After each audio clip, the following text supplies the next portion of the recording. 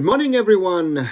This is Arunava Chaudhuri. You can follow me under my social medias, Arunfoot. It's the day after India lost 2-1 to Qatar and are out of the FIFA World Cup 2026 qualifiers. Well, we have to go to the next round of qualifiers in the AFC Asian Cup 2027. The qualifiers are over. It's a tough one, I have to say, because, we have this scandalous goal given, the equalizer for Qatar. That ball was out. Terrible error by especially, I would say, by the assistant referee, which some say India was robbed of the chance to move to the next round. Some have even said it's robbed India of the chance to go to the World Cup. There's a certain narrative that was built. A lot of people have jumped on that bandwagon. But let's go back a little into these qualifiers. How did it all start? India ensured in the year 2023 that we get into the second pot of the qualification draw, meaning we would potentially get a weaker pot 3 and pot 4 opponent and potentially go to that historic third round. We did, but we got Kuwait and we got one of our bogey teams, Afghanistan. At the start of the qualifiers, we won 1-0 away, a Manvi Singh goal off a pass from Changte in Kuwait City. The perfect start into the qualifiers. Of course, you had Qatar. So I take those two matches out. Forget those two matches. Let's say 0 points on those. But you had 3 more matches to go. 2 against Afghanistan and the home match against Kuwait. We lose 0-3 at home to Qatar. Given, taken.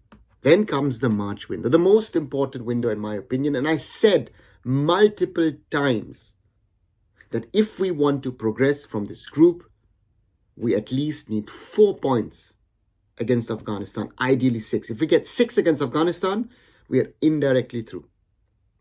And I warned that beating Afghanistan will not be an easy job. What happened? A lot of people said, Afghanistan, who cares? 4 points, 6 points. But yeah, some people most probably thought we'll get 10 points against Afghanistan. We draw away. And then comes one of the most shameful performances that I have seen from an Indian football team ever. A 1-2 home loss to Afghanistan, to a ragtag Afghanistan. This is not the first 11 of Afghanistan. There are players who are still today boycotting the team because of the federation, certain players, this and that. Doesn't matter what it is. Was it a B? Was it a B, Afghanistan? Even that doesn't matter. We lost. We got 1 point against Afghanistan. And suddenly the whole scenario, our advantage of winning away against Kuwait was gone. Then comes June 6th, the farewell match of Sunil Chhetri. Nearly 59,000 people at the Salt Lake Stadium. A dismal performance. If one is honest, we should have lost against Kuwait. And if we want to talk about refereeing against Qatar, we should not forget Anwar's foul in the second half, which should have resulted in a penalty. Right? Let's be honest enough, guys. If we want to criticize the referee's mistake, which was a mistake, then we need to go back to the 6th of June as well. Okay, that's the third opportunity lost to get a potential second win. And with that win, we would have, I think, indirectly ensured that we would qualify for the next stage. Then comes last night, June 11th, against Qatar. People call this a Qatar C team. This is a better under-23 and under-20s team that Qatar put out for the last 2 matches. And they could, because in the first 4 matches, they got 12 points, ensured they're going to qualify for the next round of the qualifiers, qualify for the AFC Asian Cup. They're sorted. They can give exposure to their young players. In the first 15-20 minutes, India were lucky not to be behind. We got into the game. We played a decent game in that first 45, I would say, overall. We get the goal. We are leading 1-0. A chunk the goal gives us a massive advantage. And I feel, okay, maybe there is something going to come out of this. We go into a defensive shell in the second 45. I don't know why. The coach makes horrendous substitutions. Not even one of the 5 substitutions yesterday worked. We get that 1-1, which, again, a joke of a goal, but it's not the first and not the last in the world of football.